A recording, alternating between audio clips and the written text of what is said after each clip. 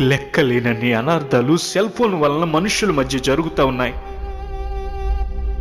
క్రైస్తవ పిల్లలారా, దుష్టుడు దీనిని ఆయుధంగా మలుచుకున్నాడు అని అనుటకు ఎటువంటి సందేహం లేదు. మత్తయి సువార్త 15:9 యేసయ్య చెప్పిన మాట మనకు అర్థం కావాలి. ప్రజలు తమ పెదవులతో నన్ను గనపరచుదురు గాని వారి హృదయం నాకు దూరంగా ఉంది అంటున్నాడు.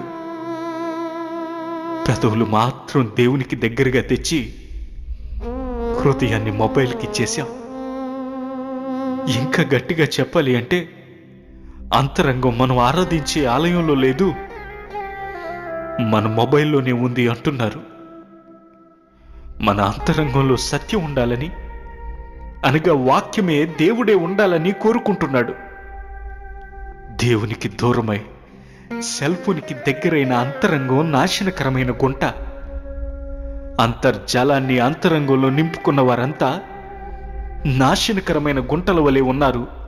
అనేకులను నాశనం చేస్తున్నారు. సెల్ ఫోన్లకు బానిసలుగా మారిన వారలారా, ఒక్కసారి యేసయ్య సిలువ యాగాన్ని చూడండి. మన కోసం ముళ్ళ కిరీటం పెట్టుకుని సిలువలో తల వంచుకున్నాడు ఆయన. మనం మనలను పాడు చేస్తున్న మొబైల్ ముందు తల వంచుతున్నాం. యేసయ్య మన కోసం తన చేతిలో శీలలు దించుకున్నాడు.